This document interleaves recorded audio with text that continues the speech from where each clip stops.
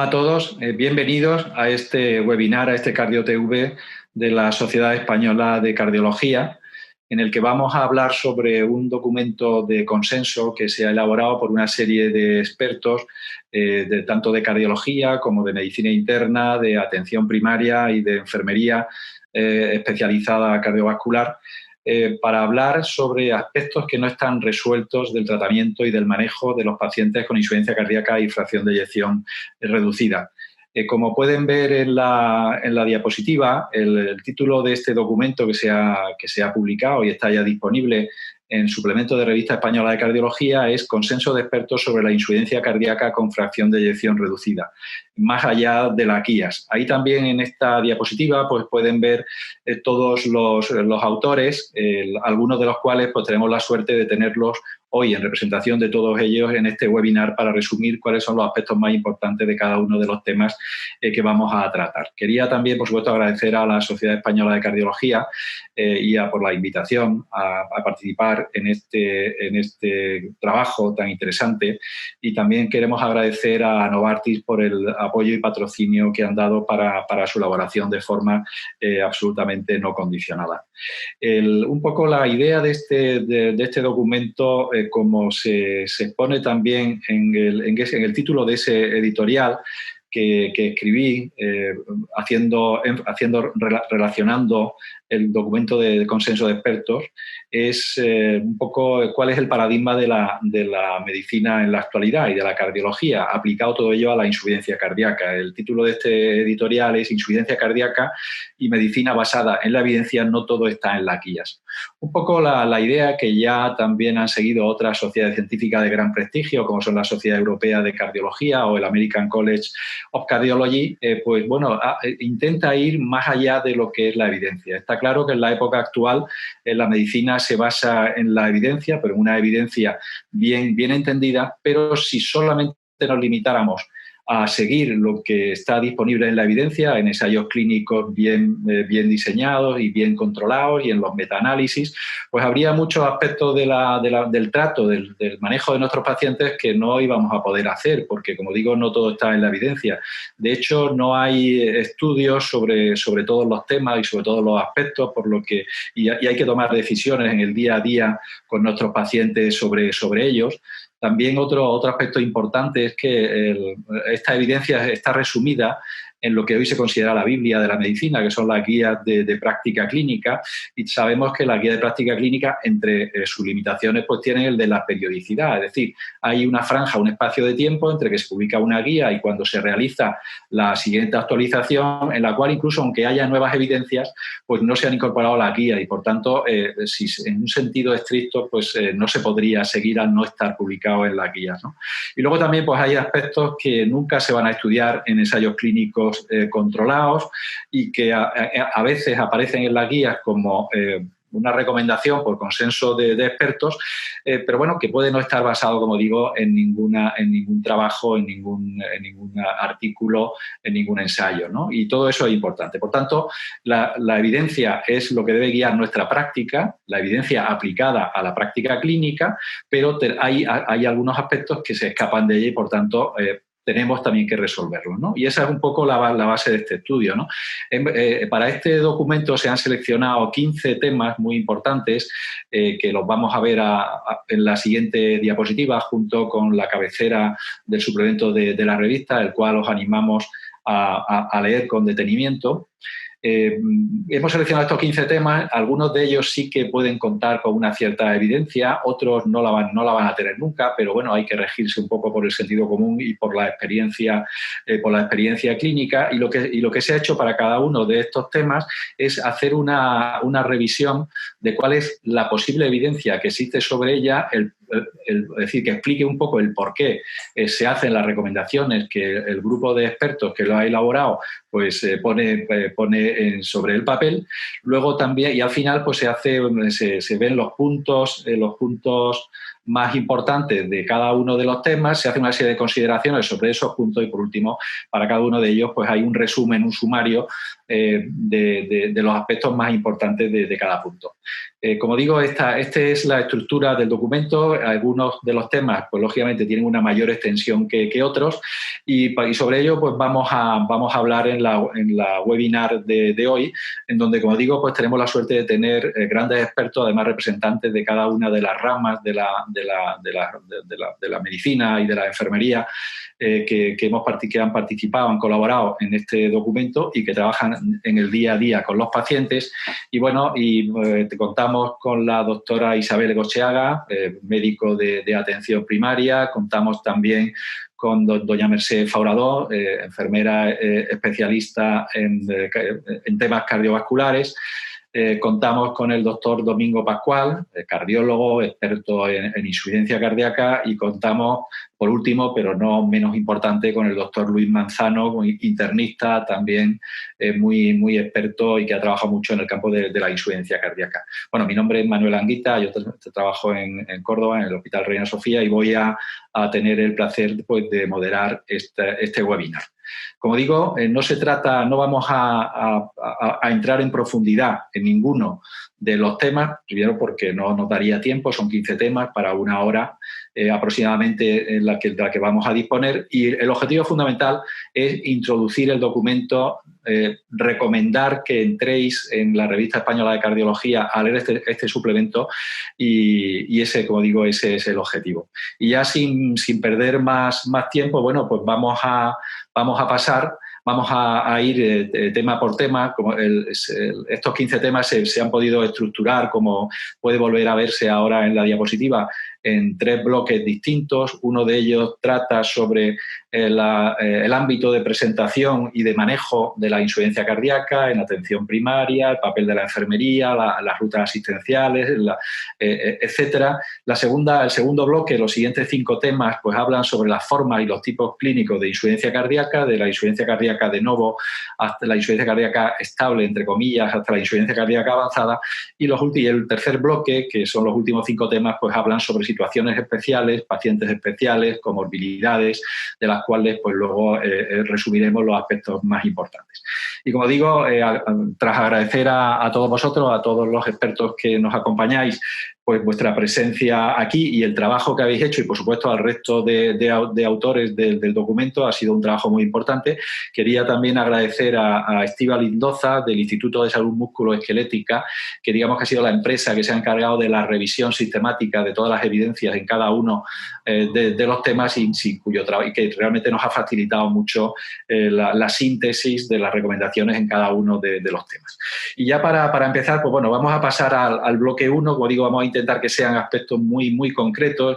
El primer punto es el del manejo de la insuficiencia cardíaca en atención primaria, y la pregunta que le quiero hacer a Isabel Egocheaga es ¿cuáles son, en tu opinión, los puntos fundamentales sobre el papel de atención primaria en el diagnóstico y en el seguimiento del paciente con insuficiencia cardíaca? Está claro que podría estar hablando media hora sobre esto, pero a ver qué nos dices, qué dice el documento. Bueno, en primer lugar, decir que este documento es una satisfacción haber participado en él, por ese enfoque multidisciplinar con el que se aborda la insuficiencia cardíaca y sobre todo también por esa practicidad, intentando ir más allá de las guías, como bien has dicho. ¿Qué se espera de atención primaria ante la sospecha de insuficiencia cardíaca? Pues en este apartado se intenta destacar sobre todo el infradiagnóstico de la insuficiencia cardíaca, cómo hacerse diagnóstico de sospecha ante la presentación de un síntoma tan inespecífico como la disnea, que cuesta diferenciar de la disnea causada por otros motivos, cómo abordar la probabilidad de que eso sea una insuficiencia cardíaca a través de manifestaciones tanto de síntomas como de signos muy difíciles de interpretar en muchos casos. También se refleja la necesidad y la utilidad de disponer de los péptidos natriuréticos en cualquiera de los niveles asistenciales en los que está el paciente con insuficiencia cardíaca, la realización ante la positividad de los péptidos natriuréticos de una prueba de imagen como es la ecocardiografía, que hay que disponer de ella en cualquiera de los 2 niveles, efectivamente también, y luego el papel complementario que tiene el disponer de analíticas que nos ayude a destacar si hay alguna comorbilidad, algún factor de riesgo adicional que pueda favorecer la presentación de la insuficiencia cardíaca o dificultar el pronóstico o el abordaje terapéutico del paciente con insuficiencia cardíaca.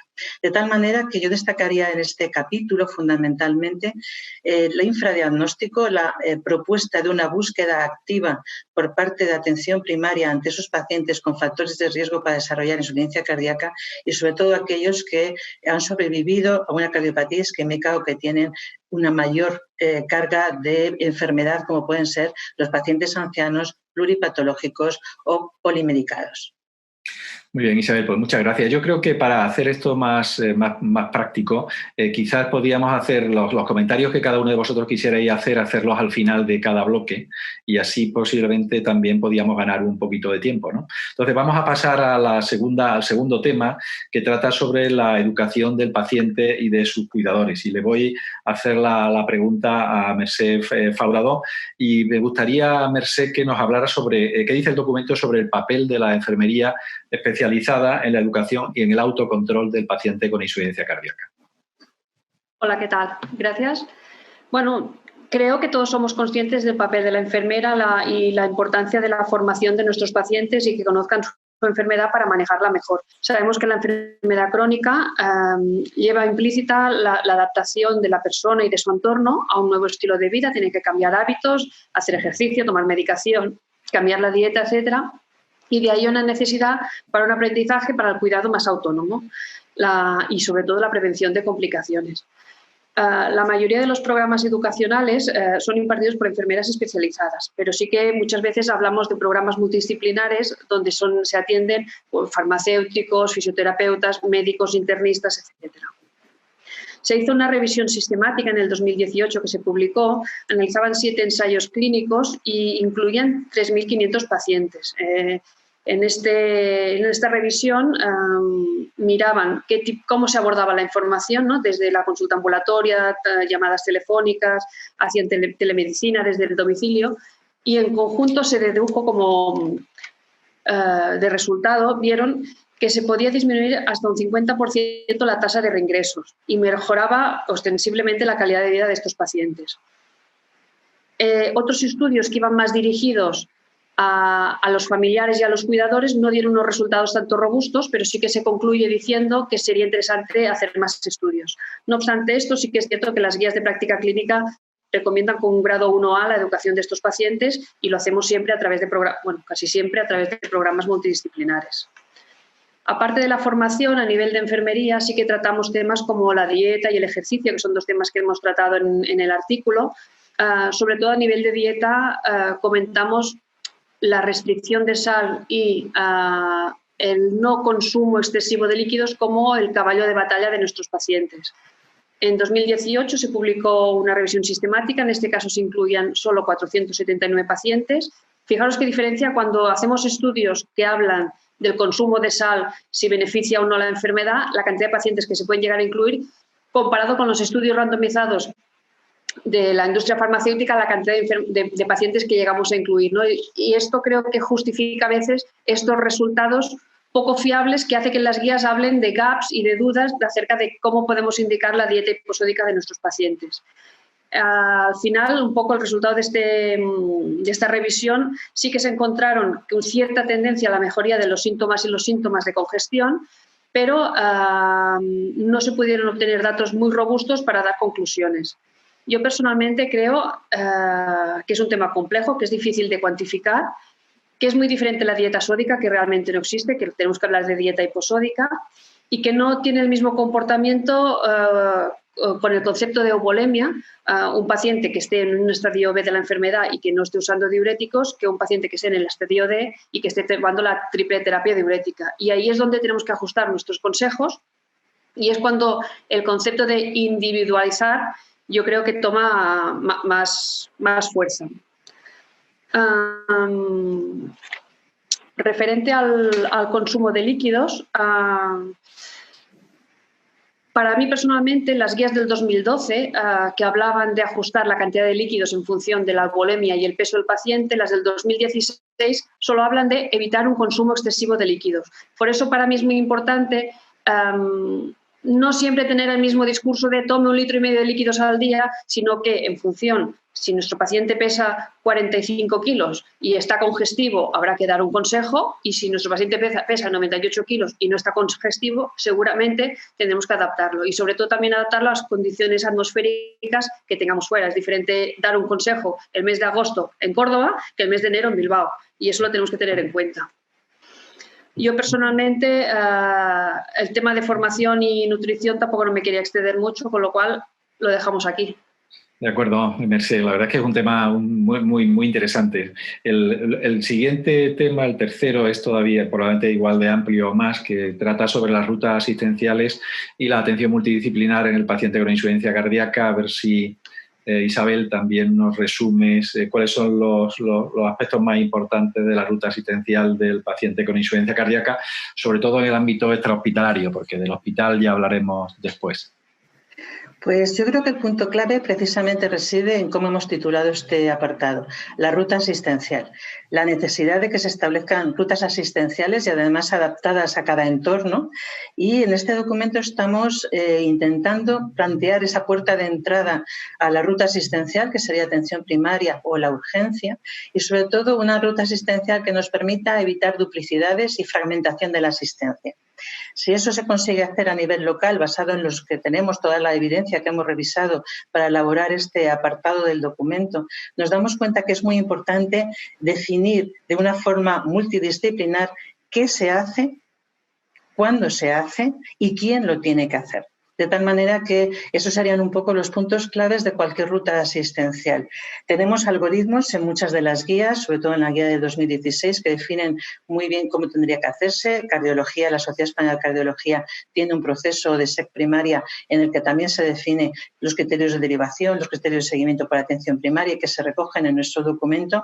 Y es muy importante ese abordaje multidisciplinar, coordinado por cardiología, pero en el que participen profesionales de atención primaria, de medicina interna, de urgencias, la enfermería, para que entre todos podamos hacer un apoyo al paciente con insuficiencia cardíaca lo más completo posible, de tal manera que sea un abordaje coordinado y con una adecuada transmisión de la información de las historias clínicas. Es decir, otro pivote, otro punto clave sería la comunicación entre ambos niveles. Por supuesto, has comentado no hablar de la parte hospitalaria, pero esa transición al alta de la que se hablará después, atención primaria también tiene que estar muy atento. De tal manera que los dos niveles tienen que entenderse para que podamos abordar al paciente en esa transición y en esa coordinación multidisciplinar del paciente con insuficiencia cardíaca. De tal manera que podamos optimizar el tratamiento del paciente, podamos evitar nuevos reingresos y haya una comunicación fluida con una historia clínica de calidad. Muy bien, Isabel, la verdad es que lo ha resumido perfectamente. Pasamos ahora al cuarto tema, que también le voy a hacer la pregunta a Mercè. Otro aspecto muy interesante del paciente que está tomando un montón de tratamiento, paciente polimedicado. La insuficiencia cardíaca es el ejemplo patognomónico de la polimedicación y el desafío es cómo mejorar la adherencia de los pacientes y que sigan tomando adecuadamente lo que se les prescribe. ¿Qué es lo que se dice en este documento de consenso? No sé. Que se lo tome todo bien, ¿no? Sí. Ese sería el objetivo final, ¿no? Sí. Pero ¿cómo lo conseguimos? Este tema sí que realmente en las guías no se toca y es un tema interesante. Revisando la bibliografía sí que se ha visto que prácticamente un 50% de los pacientes con insuficiencia cardíaca pueden no cumplir bien el tratamiento. Y esto son muchos pacientes si miramos los que están tomando los fármacos. No te digo yo si vamos a contar los que no cumplen el tratamiento no farmacológico. Las consecuencias de la no buena adherencia al tratamiento, todos las conocemos, ¿no? Disminuye la eficacia terapéutica, hay un empeoramiento de los síntomas, puede causar reingresos y hay un mayor riesgo de mortalidad.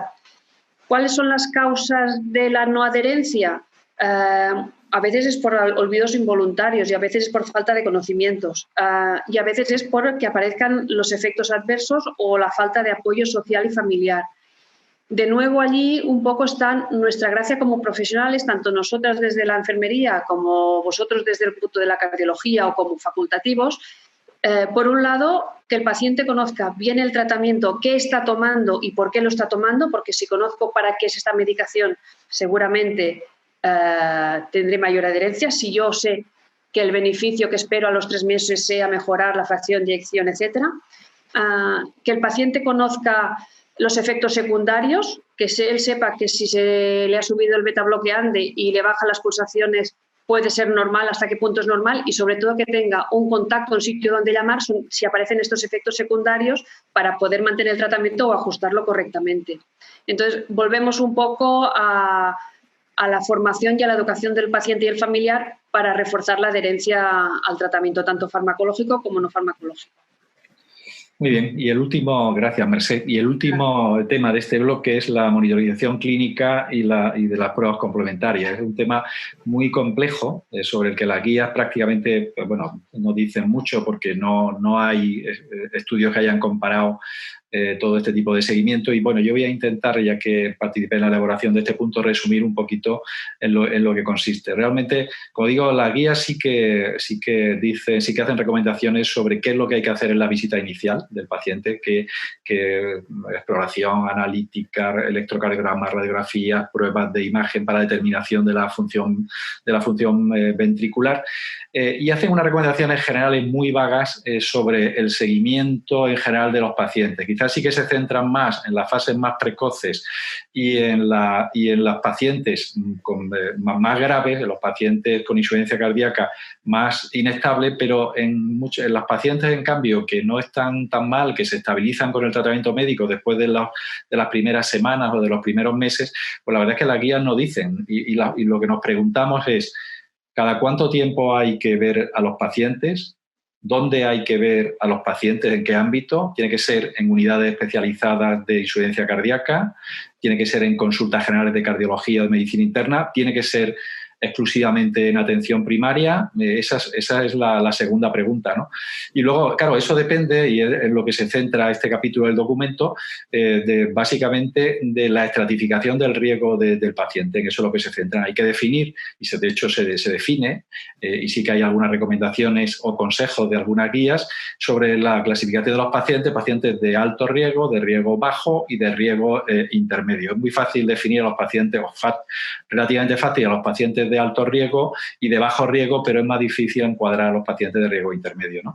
Entonces, según eso, bueno, pues el documento intenta responder a esas preguntas, con qué frecuencia hay que verlos, en dónde hay que verlos y qué pruebas hay que hacer. Es decir, siempre que se vea un paciente hay que hacerle una determinación de la fracción de eyección. Pues posiblemente no, pero en algunos casos sí. Incluso hay que hacer analíticas anuales o semestrales, hay que hacer electrocardiogramas, radiografías de tórax. Bueno, pues es imposible en 2 minutos responder aquí a esas preguntas, pero todo eso está expuesto en el documento, ¿no?, que os invito a leer.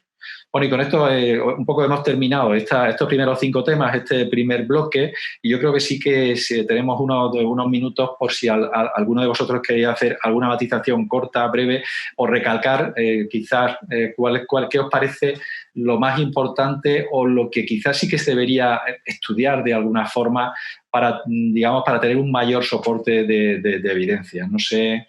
Hay un tema, yo por ejemplo, sí que me gustaría que Domingo hiciera un comentario sobre la utilidad de los biomarcadores, que está claro en la fase descompensada de la enfermedad, pero en el seguimiento de los pacientes, ¿no? Eso también se trata en el documento, pero me gustaría conocer tu opinión muy brevemente. Bueno, muchas gracias. Bueno, en primer lugar, gracias por la invitación y en un acto yo creo que muy importante, porque este documento lo es y prueba de ello es que ha conseguido aunar la opinión de todos los profesionales que abordan una enfermedad tan compleja como esta. Y el seguimiento es complejo, lo abordamos todos, los biomarcadores tienen un papel y el documento intenta dar recomendaciones como tú dices, que no son fáciles de dar, porque los resultados, en particular en NT-proBNP, son divergentes entre unos estudios y otros. Por eso, el documento lo que establece son consideraciones concretas, ¿no? Por ejemplo, en pacientes que reciben sacubitril o valsartán, la utilización del NT-proBNP por encima del BNP.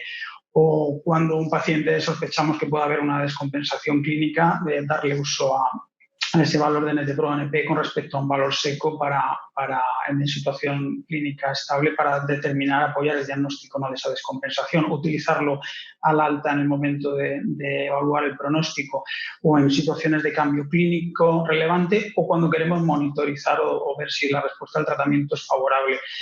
Un poco el mensaje es llevar siempre el uso de, como todas las pruebas diagnósticas, ¿no?, a momentos concretos donde la incertidumbre es mayor y donde la utilidad práctica es mayor, ¿no? Es verdad que también hay otros marcadores relevantes y también se resaltan, como son el CA125 en la congestión u otros marcadores pronósticos como troponinas y ST2. Bien, no sé si queréis, Luis, Mercé, Isabel, algún comentario sobre algunos de los 5 puntos que hemos tratado. Yo, si me permites, Manolo, a colación de lo que ha dicho Domingo, nosotros utilizamos el proBNP para el seguimiento de los pacientes, los péptidos natriuréticos para el seguimiento de los pacientes, para de esa manera poder diagnosticar mejor la descompensación. Tenemos el valor basal y las descompensaciones, que muchas veces es muy difícil diagnosticarla de insuficiencia cardíaca porque se confunde con otros procesos en los pacientes de edad avanzada y nos sirve de utilidad. Yo animo a que se haga seguimiento con péptidos natriuréticos. Sí, la verdad es que sería muy importante el que ya se hiciera extensible a todos los niveles asistenciales, sin restricciones, el poder disponer de los péptidos natriuréticos en un tiempo razonable. Primero para el diagnóstico diferencial inicial y luego, como bien dices, para identificar a tiempo las descompensaciones, porque nos cuesta mucho identificarlos. Mucho. Muy bien, bueno, pues como digo... Tengo otra pregunta. Bueno, venga. ¿Me lo permites? Sí, claro, pero rapidita. Bueno, vamos a ver. En cuanto a las rutas asistenciales, los programas de colaboración, de atención multidisciplinar, la teoría es maravillosa, pero la práctica todavía deja mucho que desear.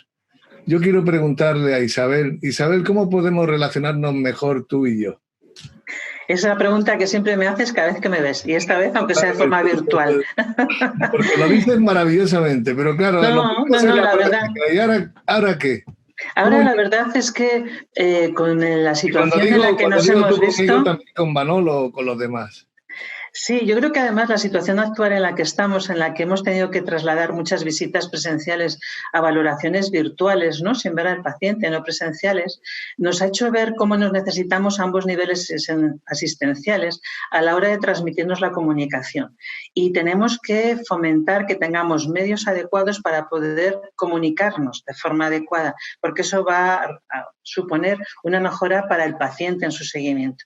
Tenemos herramientas que no utilizamos y la situación actual nos está obligando a buscarnos nuevas formas de comunicación entre atención hospitalaria y atención primaria que permita que podamos compartir los datos de ese paciente. Yo tengo esperanzas de que justo esta situación COVID-19 nos ayude a dar un respaldo perfecto para poder mejorar la comunicación y que podamos disfrutar de la historia clínica compartida, de las e-consultas, de los portales del paciente, de las carpetas de salud del paciente, formas que podamos comunicarnos, ¿no? Porque esa es la base de una ruta asistencial. Esa es la base, la comunicación. Muy bien. Bueno, pues vamos a pasar al segundo bloque, que va a ser casi monográfico del doctor Domingo Pascual.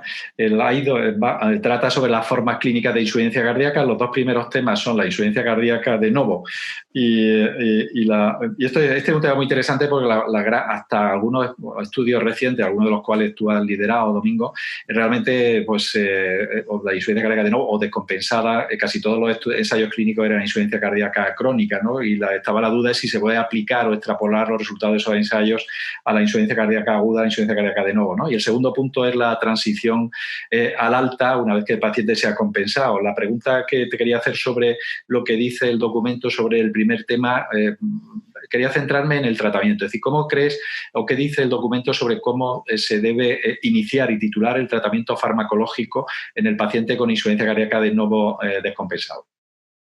Bueno, la verdad es que efectivamente el documento resalta esta forma de insuficiencia cardíaca porque en los últimos, yo diría casi que meses, pero o años, último año, más bien, hemos sido conscientes de que el debut de la enfermedad es realmente un momento muy importante, porque es el mejor momento, el momento en el que la enfermedad es más accesible a poder cambiar su evolución. Es un momento en el que la enfermedad es más reversible y el esfuerzo debe hacerse, siempre se debe hacer, ¿no? Pero en ese momento hay que hacer un esfuerzo máximo.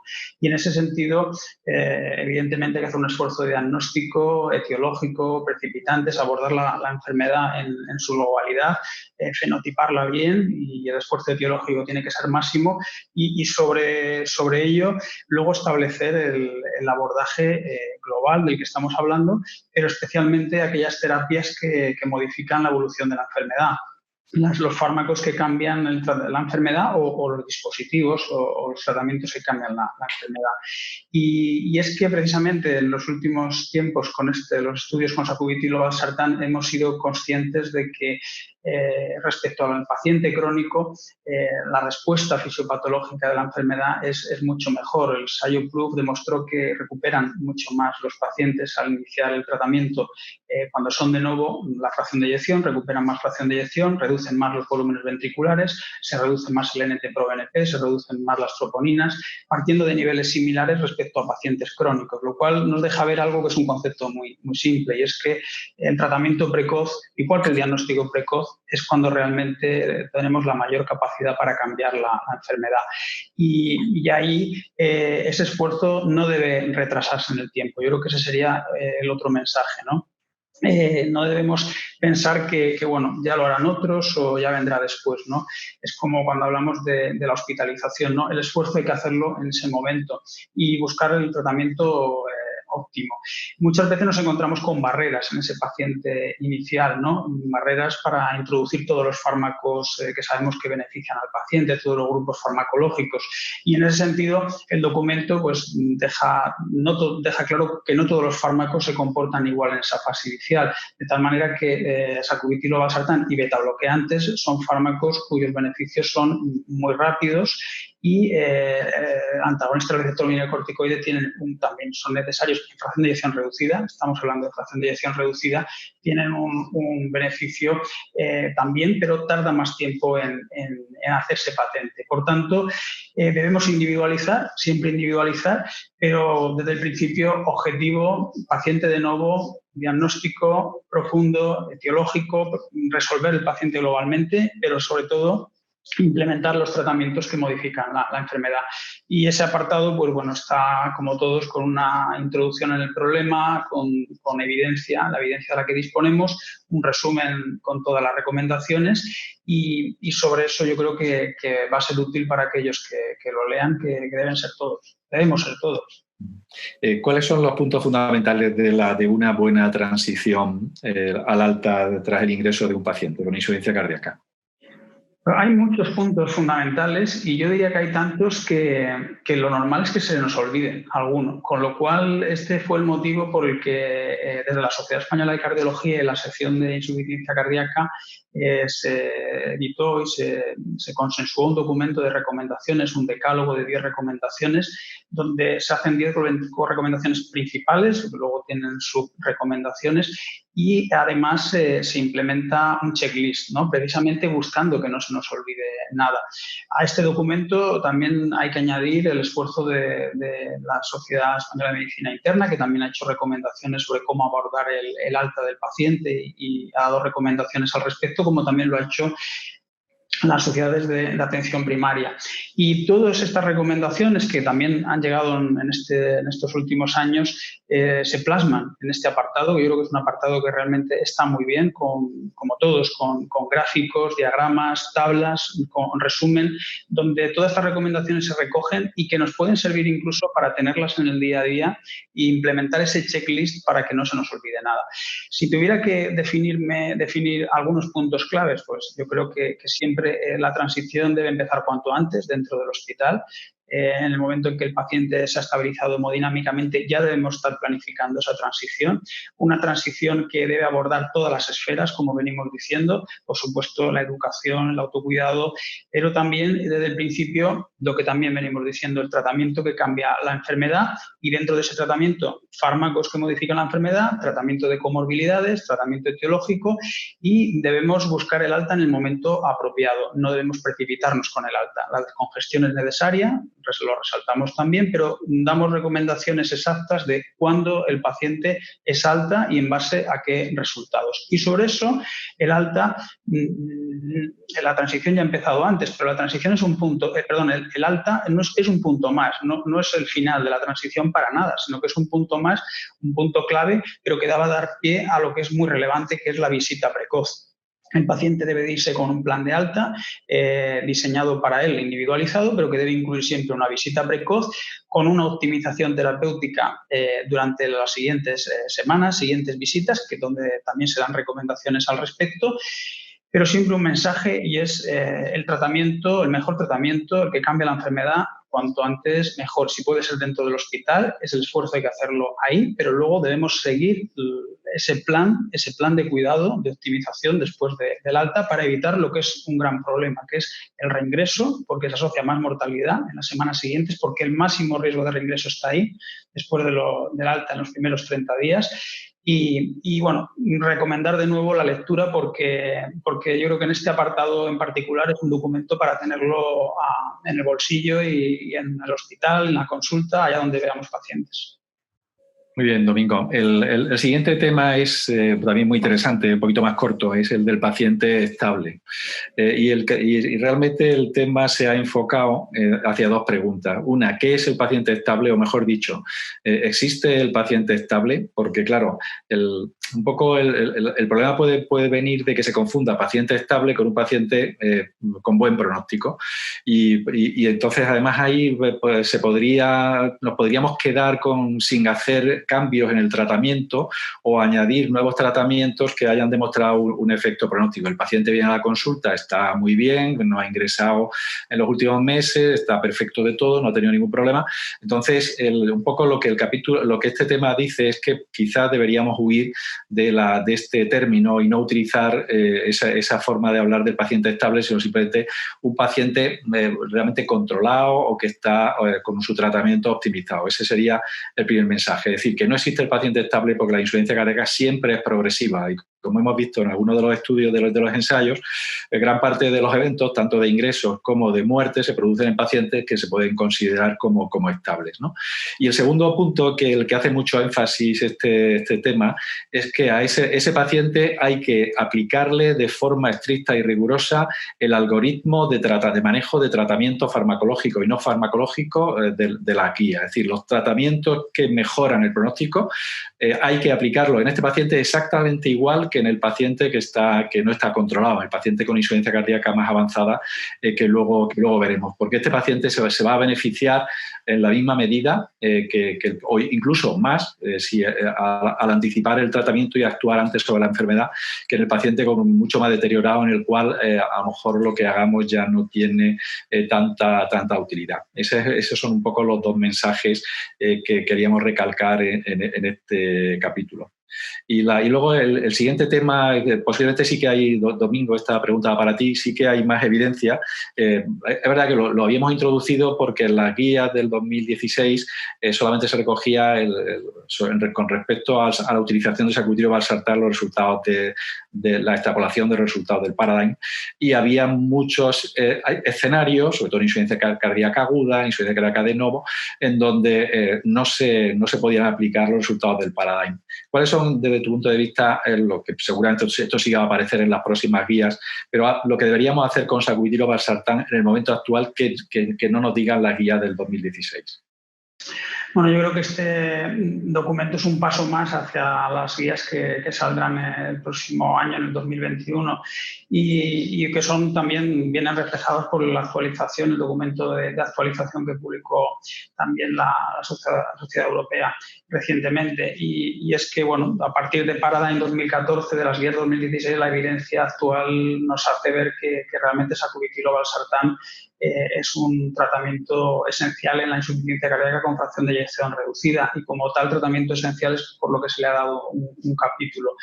Hemos tardado 20 años prácticamente desde que salieron las guías, los betabloqueantes, en tenerlos en un 90% de prescripción, y un fármaco con los beneficios que ha demostrado en los últimos años sacubitril o valsartán pues no debería tener un tiempo como ese, porque entonces muchos pacientes dejarían de beneficiarse en múltiples escenarios, como ha demostrado el paciente crónico ambulatorio, que fue Paradigm, pero ahora tenemos evidencias que son muy claras en el paciente hospitalizado, y sobre todo son muy claras en cuanto a que confirman un beneficio, un efecto muy rápido, un efecto tan rápido como 8 semanas, reduce la incidencia de muerte cardiovascular y rehospitalización por insuficiencia cardíaca en el paciente hospitalizado respecto a enalapril. Con el paciente naïf tenemos evidencias, el paciente de novo también tenemos evidencias fisiopatológicas muy claras en cuanto a mejoría de NT-proBNP, lo hemos comentado, incluso de troponinas, y respecto a IECAS en los estudios comparativos, y tenemos evidencia incluso en remodelado con una respuesta, una mejoría de la fracción de eyección en el estudio PROOF que llega a ser hasta de 13 puntos. Estamos ante un fármaco que realmente tiene la capacidad de cambiar la evolución de la enfermedad, y en ese sentido es en el que se aborda de una forma actualizada todos estos aspectos que realmente le hacen ser un fármaco esencial en el momento actual en la insuficiencia cardíaca con fracción de eyección reducida. Muy bien, y ya pasamos al último capítulo de este bloque, que es un poco más específico, y por eso te voy a rogar que usemos unos mensajes breves, que es el de la insuficiencia cardíaca avanzada o con mala respuesta al tratamiento. Es un poco qué es lo que se habla en el capítulo de cuáles son los puntos fundamentales que hay que tener en cuenta o que hay que evaluar en el paciente con una mala respuesta al tratamiento.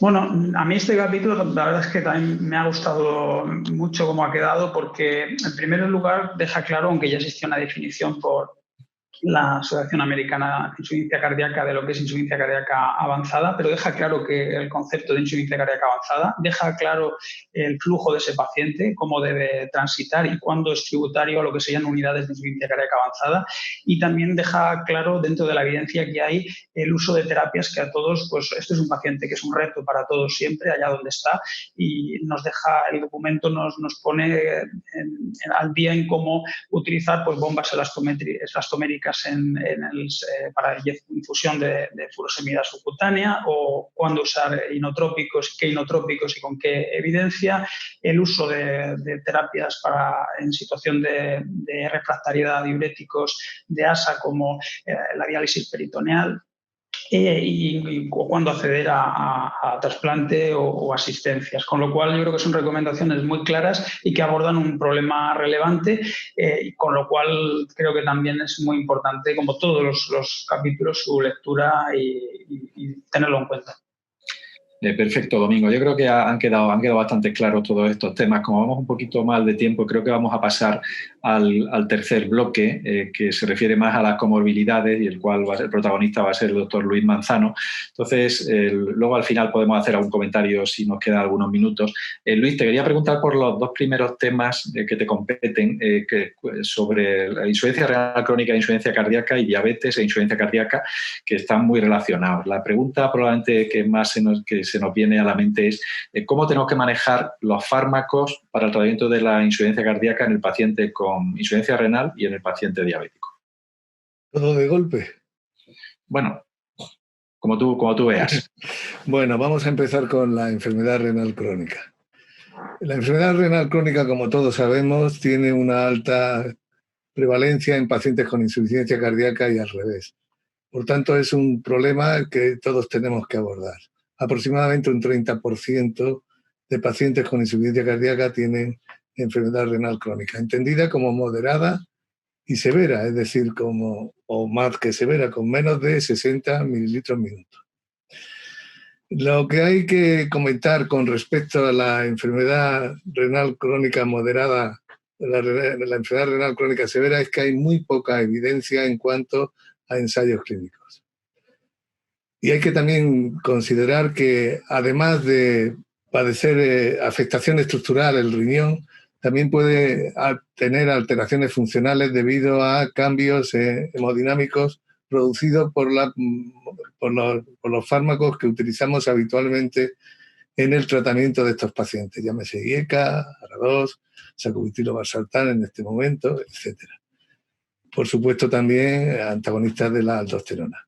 Entonces tenemos que saber estar familiarizados con estos cambios para no suspender el tratamiento indebidamente. Si uno tiene paciencia, puede mantener los tratamientos en estos pacientes y no seguir apresuradamente una actitud muy preventiva y retirarlos. Otro aspecto que quiero destacar es que posiblemente más que el riesgo de deterioro de la función renal en el tratamiento con pacientes con insuficiencia cardíaca, en el tratamiento de base, está el riesgo de la hiperpotasemia. Ese es un punto muy importante, la hiperpotasemia. Y luego también hay que tener en cuenta el tratamiento concomitante con otros fármacos. No dejaré de insistir en el tema de los AINES, que todos sabemos que lo toman muchos ancianos y es uno de los factores principales en el empeoramiento de la función renal y de la insuficiencia cardíaca. En cuanto al tratamiento propiamente dicho de la insuficiencia cardíaca con fracción de eyección reducida, estamos hablando de la fracción de eyección reducida. Las evidencias son prácticamente las mismas que con fracción de eyección, que con pacientes sin enfermedad renal crónica. Sacubitril/valsartán, comparado con el enalapril, es mejor en todas las situaciones y por tanto no hay que insistir más en ello, ya lo ha comunicado Domingo, y estos pacientes no deben cambiarse las normas de tratamiento con respecto a los pacientes que no tienen enfermedad renal crónica. La evidencia es la misma. Sí quiero decir a favor de sacubitril/valsartán, se ha comentado anteriormente que reduce el empeoramiento de la función renal, es menor en pacientes que toman sacubitril/valsartán y la incidencia de hiperpotasemia también es menor. Por tanto, tiene un cierto valor en la protección renal. Los betabloqueantes también tienen su misma indicación que en los pacientes sin enfermedad renal crónica. Vuelvo a decir que la evidencia en enfermedad renal crónica severa es muy limitada, inexistente, y por tanto se debe seguir el mismo esquema de tratamiento, lo único que seamos cautelosos y muy poco agresivos a la hora de tratar a estos pacientes, ya sea con cualquier tipo de fármaco. Tened en cuenta que también, al igual que Isabel, nosotros estamos más acostumbrados a las personas mayores y nosotros siempre empezamos con las dosis bajas. Si empiezas con las dosis bajas y lo monitorizas adecuadamente al paciente, no debes tener ningún problema. Eso es con lo que respecta a la enfermedad renal crónica. Diabetes mellitus. Yo creo que este posiblemente es el tema en el que podemos debatir más todos, por las nuevas evidencias que hay. Lo mismo hablo de que he comentado anteriormente de la enfermedad renal crónica. La asociación es muy estrecha entre el diabético y el paciente con insuficiencia cardíaca. En cuanto un paciente con insuficiencia cardíaca que sea diabético debe ser tratado de la misma manera que un paciente no diabético, mi respuesta es que sí. Debe ser tratado de la misma manera, sacubitril/valsartán y beta bloqueantes y luego antagonistas de los receptores de los mineralcorticoides y otros fármacos que puedan ser asociados. Sacubitril/valsartán en pacientes con diabéticos, como os he comentado anteriormente, tiene una mayor protección renal y además hay un estudio en el que redujo más que en enalapril los niveles de hemoglobina glicosilada. En fin, es un detalle a tener en cuenta. ¿Y sigues haciéndome tus preguntas o sigo yo? ¿Va sobre la diabetes? Sí. Bueno, pues la siguiente pregunta es ¿cómo usar los fármacos antidiabéticos en el paciente con insuficiencia cardíaca? En el paciente con insuficiencia cardíaca. Le damos la vuelta a la otra parte del capítulo, sí. Bien, este es uno de los principales topics que tenemos en este momento. Todos sabemos el estudio DAPA, que ahora si quieres lo podemos comentar un poco más detenidamente. Y entonces eso ha hecho que haya un cambio en en el paradigma del tratamiento de base de la insuficiencia cardíaca, cambio que todavía no está aceptado por la EMA, por la Asociación Europea del Medicamento. Sí está aceptada la FDA. Bien, voy a ir brevemente uno por uno hablando de los fármacos antidiabéticos en pacientes con insuficiencia cardíaca. Metformina, yo creo que nadie discute que sigue siendo de primera línea. Nadie lo discute. No tiene ensayos clínicos propiamente dichos, pero sí tiene estudios observacionales y experiencia personal que garantizan la posición en la que tiene. Las sulfonilureas nos olvidamos. Las glitazonas nos olvidamos. Los inhibidores de la DPP4, de cetosaxagliptina, sí podíamos utilizarlos. Y ahora vamos con los inhibidores de la CGLT2. Y el estudio DAPA-HF, antes hubo varios estudios en el que no se investigó específicamente la insuficiencia cardíaca, pero mostró con EMPA y con CANA y con DAPA también. Y ahora, hace poco, este es el último estudio que se publicó, que se comunicó en el europeo, en el Congreso Europeo de Medicina de Insuficiencia Cardíaca, de cardiología, en el Congreso Europeo, un beneficio en pacientes con insuficiencia cardíaca por DAPA con fracción de eyección reducida, tuvieran o no diabetes mellitus. La pregunta es, ¿puede sustituirse sacubitril/valsartán por dapagliflozina en pacientes con diabetes mellitus, en pacientes con diabetes mellitus sin insuficiencia cardíaca? Esa es la pregunta. Mi respuesta, bueno, esa sería una pregunta que se derivaría de la anterior. Mi respuesta, y así finalizo este bloque. Dapagliflozina se utilizó on top of, es decir, por encima del tratamiento de base, que incluía IECA o bien incluía sacubitril/valsartán, pero nunca en sustitución del IECA o de sacubitril. Si sacubitril/valsartán es el tratamiento que sustituye al IECA, no puede sustituirse sacubitril/valsartán por dapagliflozina. Y por otra parte, dapagliflozina todavía no ha sido aprobada para esta indicación.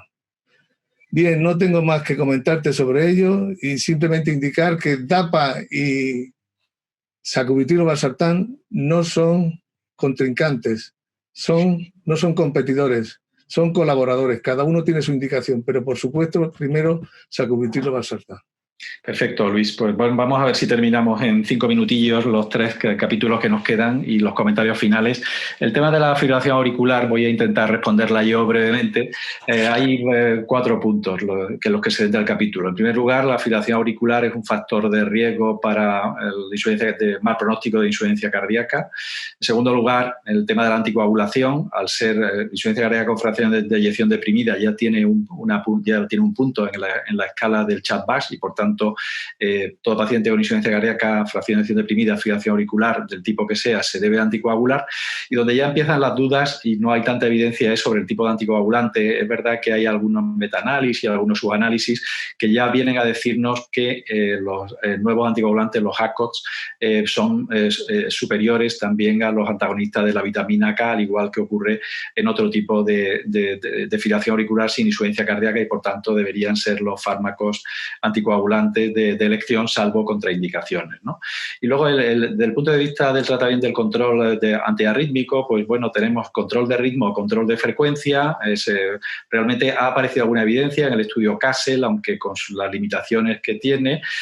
Antes de la aparición de la ablación de venas pulmonares, realmente los estudios de control de ritmo no demostraron mejorar el pronóstico, ni siquiera en muchos casos la calidad de vida, y por tanto pues se podía recomendar, y de hecho el capítulo se centra en eso, el seguir controlando la frecuencia. Ahí la pregunta sería ¿con qué fármacos? Porque la digoxina, pues hay bastantes estudios que dicen que puede empeorar estudios retrospectivos o análisis, etcétera, que pueden empeorar aumentar la mortalidad. Y el tema de los betabloqueantes, también sabéis que hay algunos estudios y metaanálisis que dicen que es Mejoran el pronóstico cuando está el paciente en ritmo sinusal, pero no cuando está en fibrilación auricular. De todas formas, al no haber un estudio directo específico sobre esto, pues hay que seguir manteniendo el efecto, hay que seguir pensando en que los betabloqueantes son efectivos y, por tanto, no se deben dejar de utilizar, y además sirven para controlar la frecuencia.